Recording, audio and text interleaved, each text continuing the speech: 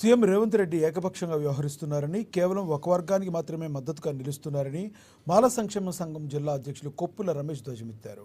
వర్గీకరణ బిల్లు తప్పుల తడకగా ఉందని ఆరోపించారు. ఆదిలాబాద్ పట్టణంలోని ప్రెస్ క్లబ్లో ఏర్పాటు చేసిన మీడియా సమావేశంలో కాంగ్రెస్ ప్రభుత్వ తీరును తప్పుబట్టారు. అసెంబ్లీ సమావేశాల్లో వర్గీకరణ బిల్లు ప్రవేశపెట్టి ఆమోదించడాన్ని తాము తీవ్రంగా వ్యతిరేకిస్తున్నామన్నారు. ముఖ్యమంత్రి రేవంత్ రెడ్డి ఏకపక్షంగా వ్యవహరిస్తూ ఒక వర్గానికి కొమ్ము కాస్తున్నారని ఆరోపించారు. మాలలు ముందు నుంచి కాంగ్రెస్కు మద్దతిస్తుంటే ముఖ్యమంత్రి రేవంత్ రెడ్డి మాలలపై అక్కసుతో అన్యాయం చేస్తున్నారని విమర్శించారు. సుప్రీంకోర్టు తీర్పుకు వ్యతిరేకంగా వ్యవహరిస్తున్నారని మండిపడ్డారు. ఏకసభ్య కమిషన్ గడువు పెంచిన వారే గడువు ముగియకుండానే శాసనసభలో వర్గీకరణ బిల్లును ఆమోదింపజేయడం ఏంటని ప్రశ్నించారు. సీఎం వర్గీకరణ గురించి పునరాలోచించాలన్నారు. లేదంటే మాలలపై ప్రభుత్వ వైఖరి స్పష్టంగా చెప్పాలని డిమాండ్ చేశారు.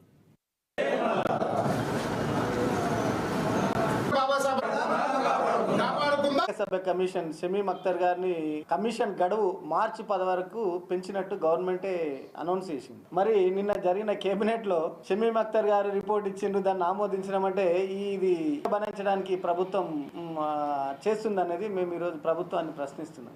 మీకు నిజంగా మీకు అంత ధైర్యం దమ్ముంటే మేము మాలలకు అన్యాయం చేస్తామని చెప్పి ప్రకటించేసి మీరు వెళ్ళండి. దానికి మాలలతో ఏదైతే అది చేస్తాం. ఆల్రెడీ మొన్న జరిగిన ఎమ్మెల్సీ ఎలక్షన్లలో టీచర్స్ కానీ తర్వాత గ్రాడ్యుయేట్స్ ఎలక్షన్లలో కానీ కాంగ్రెస్కు ఏ విధంగా మాలలతో పెట్టుకుంటే ఏ విధంగా మేము బుద్ధి చెప్పాము, మా వంతు ప్రయత్నంగా మేము చేయగలిగినాం. కానీ ఒక పక్క డేట్ ఎక్స్టెన్షన్ చేస్తున్నామని చెప్పి వాళ్ళే ప్రకటిస్తారు. మరి దాంట్లో క్యాబినెట్లో పెట్టి మేము వర్గీకరణ బిల్లును ఆమోదిస్తున్నాం, జరగబోయే 12 నుంచి అసెంబ్లీలో పెడతామని చెప్పారు.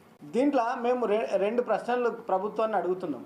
అంటే మేము ప్రశ్నించడం కాదు, అవి ఏదైతే సుప్రీంకోర్టు ఇచ్చిన ఒక జడ్జిమెంట్ని ఒకటి అడుగుతున్నాం. అదేవిధంగా రాజ్యాంగం ఇచ్చినటువంటి ఆర్టికల్ 341 గురించి అడుగుతున్నాం.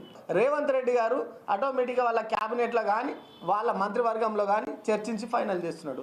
ఇది మేము దీన్ని తీవ్రంగా ఖండిస్తున్నాం. కాంగ్రెస్ ప్రభుత్వం కానీ రేవంత్ రెడ్డి గారు కానీ ఇదే వైఖరి ఇట్లా కంటిన్యూ చేస్తే నెక్స్ట్ వచ్చే ఎలక్షన్లలో గట్టి గుణపాఠం మాత్రం చెప్పదలుచుకున్నాం. ఇది ప్రభుత్వం ఇవాళ సీరియస్గా ఆలోచించాలా.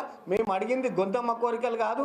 మీ ప్రభుత్వాలు, కోర్టులు, న్యాయస్థానాలు, రాజ్యాంగం ఇచ్చినటువంటి ఇవన్నిటిని మేము అడుగుతున్నాం తప్ప మేము స్పెషల్గా మా డిమాండ్గా మేము ప్రత్యేకించి ఏమి అడుగుతలేమని చెప్పి మేము ప్రభుత్వాన్ని డిమాండ్ చేస్తున్నాం. మేము ఈ 3 పాయింట్లు ప్రభుత్వం పునరాలోచించాలా. ఇప్పుడు నెక్స్ట్ జరగబోయే అసెంబ్లీలో కూడా పెట్టదలుచుకుంటే మిగతా ఆల్రెడీ షమీమ్ అఖ్తర్ కమిషన్ని మార్చి 10 తారీఖు వరకు పొడిగించింది. దాని